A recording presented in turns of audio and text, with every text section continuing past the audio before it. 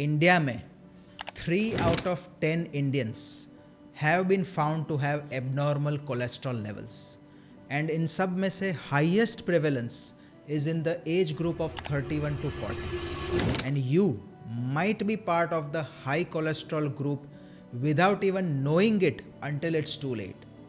और ये आप मैप देख सकते हैं जो रिसेंट इंडियन गाइडलाइंस रिलीज हुई थी in the Indian Heart Journal, उसमें आप देख सकते हैं कि पूरे देश में cholesterol issues are affecting so many of our Indians.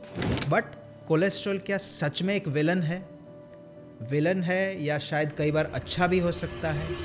आज के इस वीडियो में मैं doctor Sumit Kapadia, vascular surgeon, I will guide you about what are the true critical facts about cholesterol, and we will explore in these 5 major sections and you can choose आपको कौन सा देखना है या सुनना है. What is cholesterol? Where does cholesterol come from? What are the acceptable या normal levels? What problems can occur because अगर आपके levels abnormal हो गए हैं? And fifth, how can you keep your cholesterol under control? Lifestyle है, diet है, medicines, क्या कर सकते हैं आप? So what exactly is cholesterol? Cholesterol is a kind of fatty substance in our body, and you will be surprised to know कि it is very essential for many body functions. वो चाहे hormones बनाना हो, even food digest करना हो, and again remember it is one of the main constituents of the body cells, as it forms something called as the cell membrane. अगर cells को जिंदा रहना है, they need cholesterol. The other important uses of cholesterol is also into forming hormones, mainly steroids and your sex hormones, be it progesterone, estrogen or even testosterone. Cholesterol also helps in formation and absorption of vitamin D, again a very helpful vitamin. And yes, it is an integral part of the bile which helps in digestion of your food. So today we will understand कि cholesterol अगर इतना अच्छा है, useful है, तो सबने उसको villain क्यों बना दिया. नाउ लेट अस अंडरस्टैंड कि कोलेस्ट्रॉल का काम क्या है. सो बिकॉज बॉडी के बहुत पार्ट्स को including your brain needs cholesterol, body में ट्रांसपोर्ट मैकेनिज्म में it has to travel through the blood stream. But ये फैट है जो ईजिली वाटर में या ब्लड में डिज़ोल्व नहीं होता. सो बॉडी ने क्या किया, उसे ब्लड में ट्रांसपोर्ट करने के लिए उसके ऊपर एक प्रोटीन का कवर चढ़ा दिया है, and this is called as lipoprotein. Lipo is fat, protein is protein. So lipoprotein are those vehicles जो बोट की तरह आपके फैट को ब्लड के अंदर ले जाएंगे to different parts of the body. The other type of fat, which is triglyceride, is also transported in a similar way. So lipoproteins are of many types. एक होता है VLDL, which is very low density lipoprotein, and this carries mainly the triglycerides from the liver to the different tissues. जैसे जैसे body इसमें से आपके fatty acids को निकाल लेता है, then the particles will become something called as intermediate density lipoproteins, और ये आगे जाके दे बिकम LDL. LDL बहुत फेमस है, it is known as your bad cholesterol. So LDL के अंदर we see there is a lot of pure cholesterol and it is low density. So LDL को bad cholesterol इसलिए कहते हैं because it delivers cholesterol to different tissues. So वहीं से जाके वो आपके आर्टरी में ब्लॉक कर सकता है, प्लाक बना सकता है, and that is the reason that it is also popularly called as bad cholesterol. And the fourth type is high density lipoprotein या HDL, जिसे कई बार हम good cholesterol भी कहते हैं. ये good इसलिए है because ये LDL का रिवर्स काम करता है.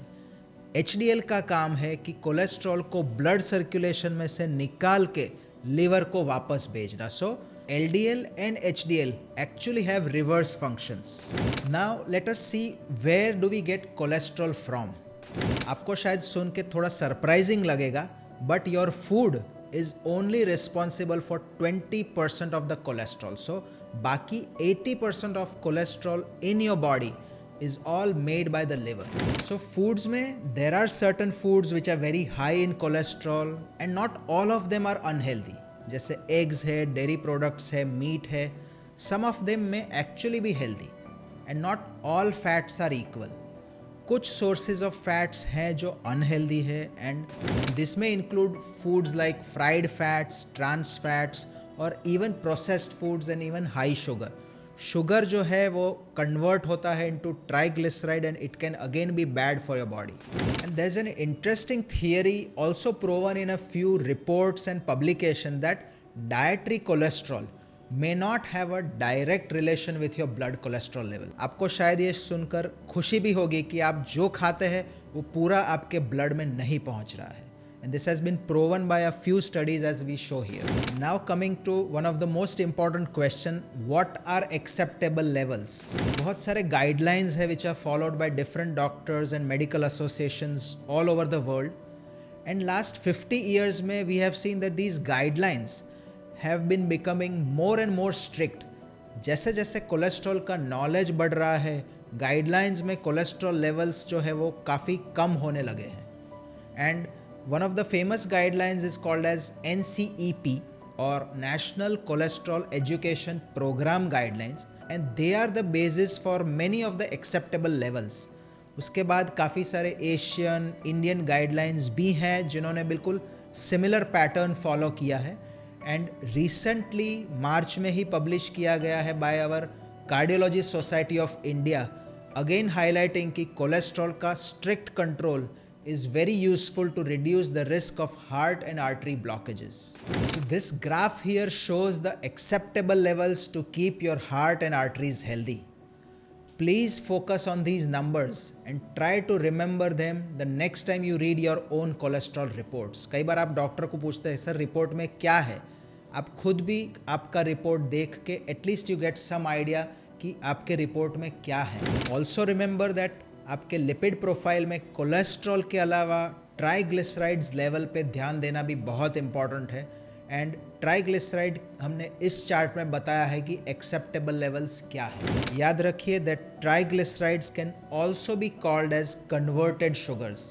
लिवर आपके एक्स्ट्रा कार्ब्स और शुगर्स को ट्राइग्लिसराइड्स में कन्वर्ट करता है with the purpose of storing energy as fat. So अगर आप शुगर ज़्यादा कंज्यूम करते हैं, अगर आपको डायबिटीज़ है या इंसुलिन रेजिस्टेंस है, these are the places where you can have a much high triglyceride level and probably a normal cholesterol. आगे समझते हैं कि कोलेस्ट्रॉल लेवल बढ़ने से आपके बॉडी में क्या डैमेज हो सकता है. Many studies have shown that high LDL cholesterol is linked to an increase in cardiovascular disease. In fact, cardiovascular diseases are the leading cause of death worldwide. ये शायद हार्ट अटैक हो, stroke हो, leg attack हो, all these diseases are increasing in frequency. But cholesterol level can affect not just your heart, also your overall vascular health. Even kidney की arteries से लेके liver की arteries तक भी इसका असर आ सकता है. This scientist Anselm keys was one of the early proponents or founders of what is called as the lipid heart hypothesis.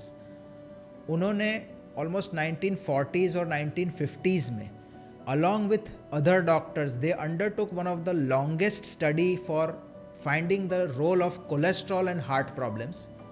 And this was called as a 7 country studies. This was a follow-up of more than 12,000 people from 10 to almost 40 years का follow-up था उसमें. And they tried to evaluate the role of diet and lifestyle in cardiovascular diseases.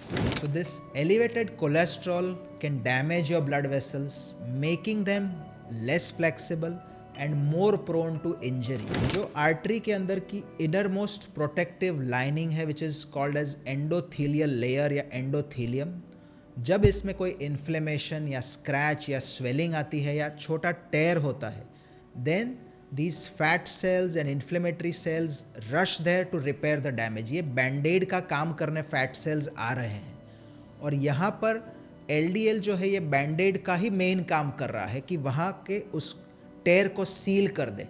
But अगर उसके multiple layers बनते गए then this gives rise to formation of an atherosclerotic plaque which will cause narrowing of blood vessels and ultimately lead to problems like heart attack, stroke and leg attack. So अब हमारा ये hero अब villain बन गया है क्योंकि वो artery को नुकसान करने लगा है. So it is when the cholesterol level is high or it ends up damaging the arteries that the same hero becomes a villain for us. So last में हम जानेंगे कि लाइफस्टाइल की मदद से आप कोलेस्ट्रॉल को कैसे कंट्रोल कर सकते हैं. हमारे डाइट के अलावा our overall sedentary lifestyle can also be one of the major culprits for increasing levels of cholesterol. अगर आप रेगुलर फिजिकल एक्टिविटी और एक्सरसाइज करते हैं then your cholesterol levels can reduce even without going for medicines. Because जब हम exercise करते हैं our body will start utilizing fat as a source of energy and this itself helps to regulate our cholesterol levels. Specifically exercise से आपका HDL level बहुत अच्छा बढ़ जाता है and this HDL will transport your blood cholesterol back to the liver. But in a reverse way, अगर आपकी sedentary lifestyle है, ऑफिस जॉब है, काम में बिजी रहते हैं बट एक्सरसाइज नहीं कर रहे हैं, this itself can lead to an increase in your level of LDL cholesterol and आपके HDL कोलेस्ट्रॉल लेवल्स लो रहेंगे. So without regular exercise your own body becomes less efficient in metabolizing your cholesterol and keeping the cholesterol under control. This imbalance is responsible for sitting being a new risk factor for developing atherosclerosis, heart problems and stroke. So sedentary lifestyle ke even apart from cholesterol level, it can be associated with other problems like weight gain and obesity जो further cholesterol problems को aggravate करते हैं. कई ऐसे भी studies है which have shown that when there is excess body fat particularly around the abdomen that is linked to higher LDL cholesterol and lower HDL cholesterol. Lifestyle में apart from exercise and walking, smoking and alcohol also plays a very important role. So smoking की वजह से कई बार आपके HDL cholesterol levels कम हो सकते हैं. Nicotine जो है वो खुद आपके वेसल्स की, ब्लड वेसल्स की इंटरनल लाइनिंग को डैमेज कर सकता है, इन्फ्लेमेशन को प्रोवोक कर सकता है. So smoking also has a lot of harmful effects on your blood vessels. Alcohol consumption से भी आपके कोलेस्ट्रॉल लेवल्स बढ़ सकते हैं and alcohol can specifically increase your triglyceride levels which are probably more harmful than cholesterol. कई studies हैं जो alcohol को फेवर भी करती है that moderate alcohol consumption have a higher level of HDL cholesterol which can be beneficial for heart health. But excessive alcohol can definitely lead to many more problems. So जो medications हैं to reduce your cholesterol levels, they are popularly called as statins क्योंकि उनके नाम भी ऐसे हैं, atorvastatin, rosuvastatin. So all these statins will help to reduce your LDL cholesterol levels. But कई बार ये statins आपके triglycerides को कम नहीं करते, for which some other specific medications are also available. अगर आपके triglyceride levels high है, please consult with your doctor to know about these medications as well. Medications के बाद diet का रोल हम कैसे भूल सकते हैं. भले ही सिर्फ 20% of your cholesterol is dependent on diet, but dietary approach से भी अच्छा इम्पैक्ट आप ला सकते हैं. There are different types of diet which we have. It may be a vegetarian diet, a vegan diet, a non vegetarian diet. But मैं specifically बोलूँ तो द नॉन वेजिटेरियन या कार्निवोर डाइट जो है जिसमें ज़्यादा amount of animal fat use होता है, उससे कई बार कोलेस्ट्रॉल लेवल्स ज़्यादा बढ़ सकते हैं. One of the most popular kind of diets that people recommend is something which is a herbivore or a plant based diet which is rich in fruits, vegetables, whole grains, nuts and seeds.